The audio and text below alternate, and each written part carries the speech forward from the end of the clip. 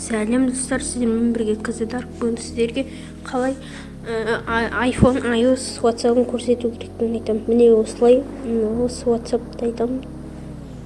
WhatsApp шрифтін көбейтеді, сондай бізге ең бірінші Telegram керек, осы WhatsApp каналы керек. Осыны описание қалдырамын. Мынаны жүктеп алу керек, осылай.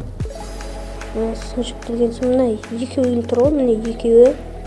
Сол белая и черная екеуін біреуін жүктейміз. Сосын оларды жүктеген соң осының бәрін істеген соң кіріп, WhatsApp-қа кіріп, кастомизацияны басамыз. Сосын темы, загрузка темы. Соны кірген соң Telegram-ды іздеп тауып аламыз. Қазір табамын. Документ дегенді басамыз, Telegram-ды басқан соң. Сосын екеуін біреуін басамыз. Бұл негізі қара тема.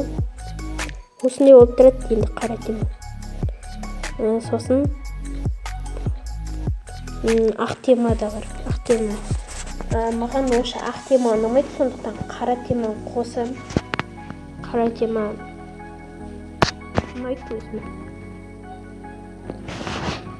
Сосын осындай ақ тема болады. Онша ұнамайды маған. Сіздерге ұнаватса загрузка етіп алыңыздар.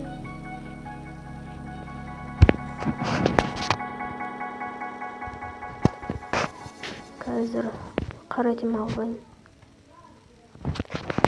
Сіздермен бірге қыздар, сау болыңыздар. Екінші бөлімін күтіңіздер.